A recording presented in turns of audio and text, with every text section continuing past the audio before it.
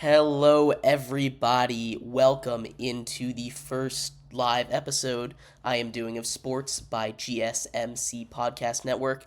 My name is Jeremy Lapidus, your host. Today we have a great show for you. Today we have a great show for you.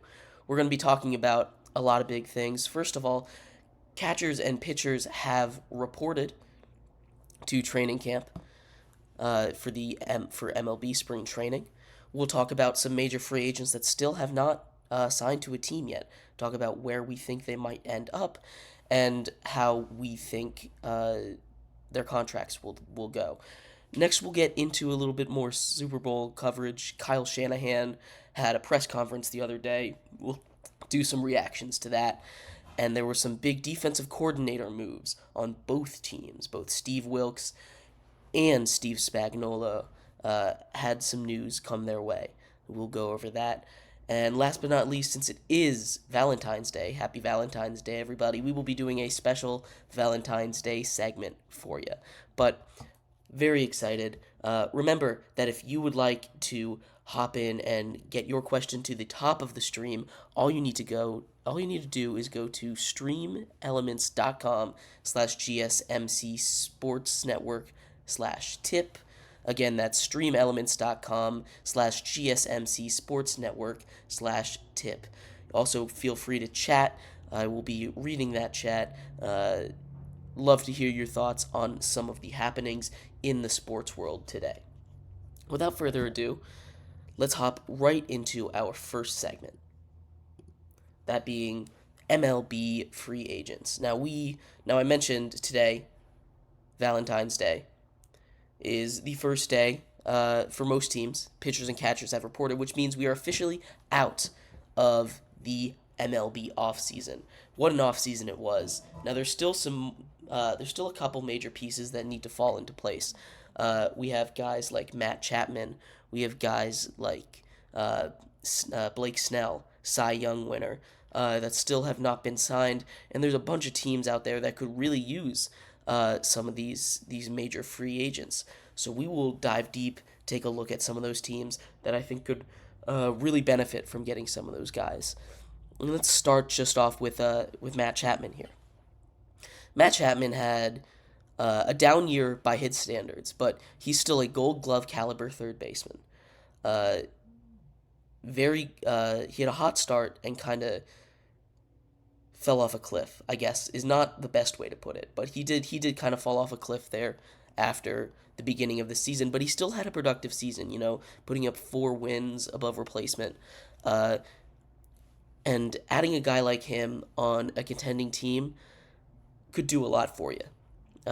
You look at a team like the Marlins, a team that had a lot of holes on offense. Right now they have Jake Berger there at third base, and nothing against Jake Berger. He's a very solid player, but if you can make this upgrade, especially with where the Marlins are, they've lost a couple bats, and bats were their weakness.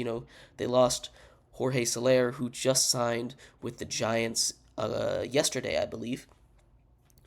You need more offense, and Matt Chapman, along with the offense, can play that aforementioned Gold Glove caliber defense, which is huge. Defense is a really undervalued thing in the MLB nowadays.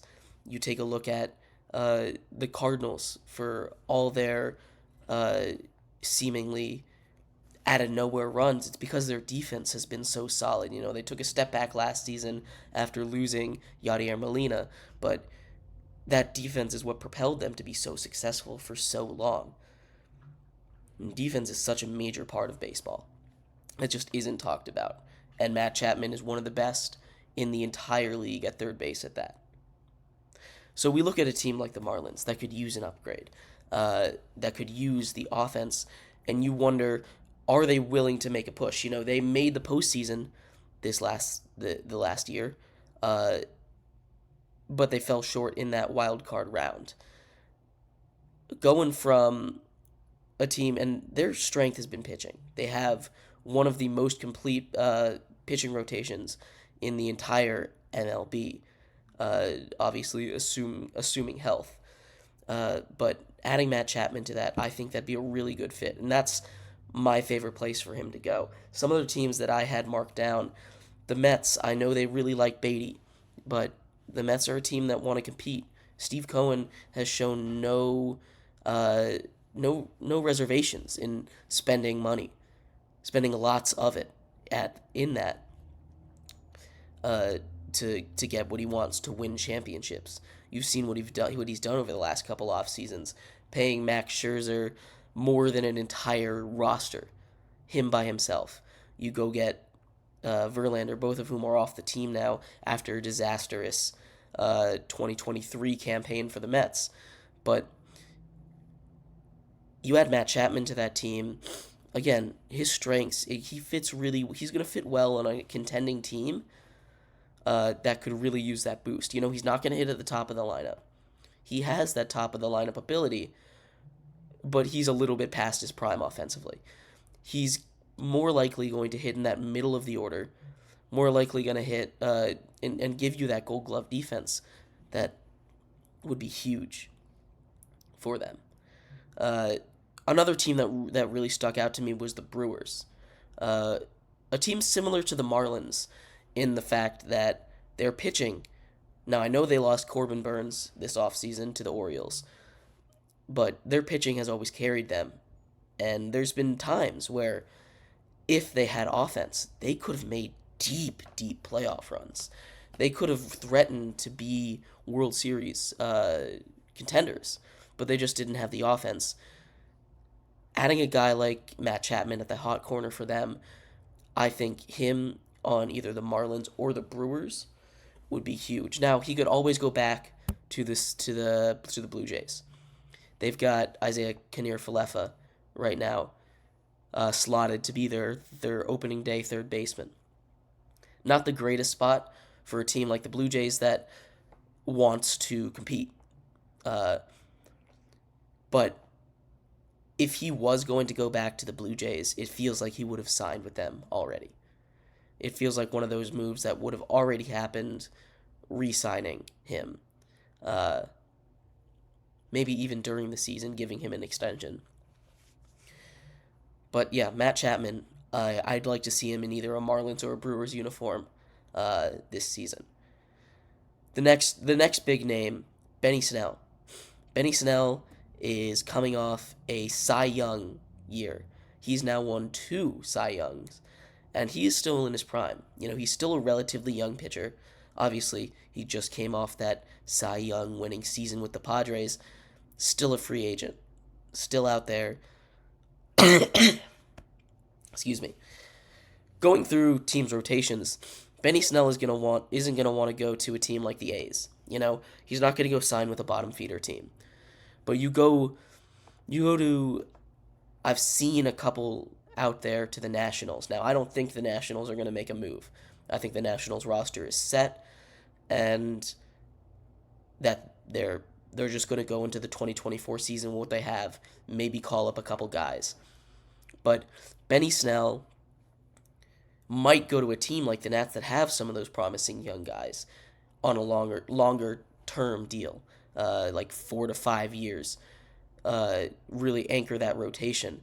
But a team the teams that really stuck out to me for him, the Giants, they are huge in getting pitchers. They lost a couple pitchers in the last couple years, and they're another team that always seems to want to be competitive.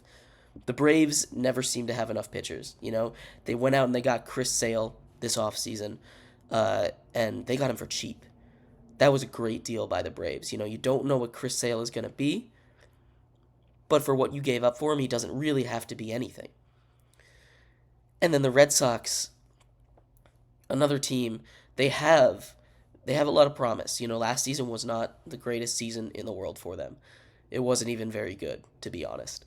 But adding a elite starter to that rotation could really bump up what they could be. This year, years to come. Again, Benny Snell is not going to sign a 1-year, 2-year deal. He's going to be looking for at least 4 years and a good amount of money with that as well.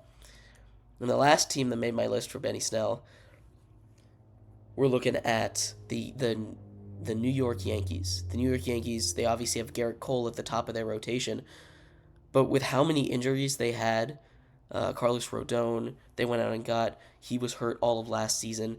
At the bottom of the rotation, it's really not that strong.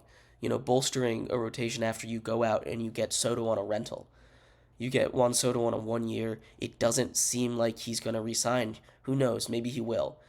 But as of right now, it doesn't seem like he's about to resign. Coming up with pitchers after that, you have the offense. As I mentioned, Soto came over. This is a win now year for the Yankees.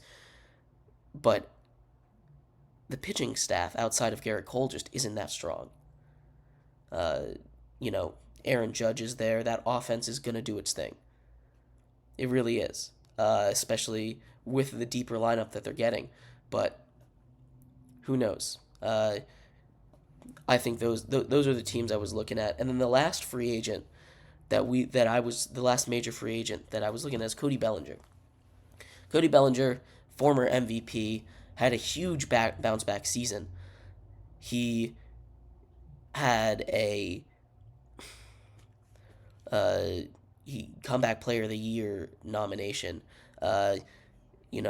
Looking at what he did out of nowhere once joining the Cubs, he almost pushed them into that playoffs. Obviously not all by himself, but he was a major part of that.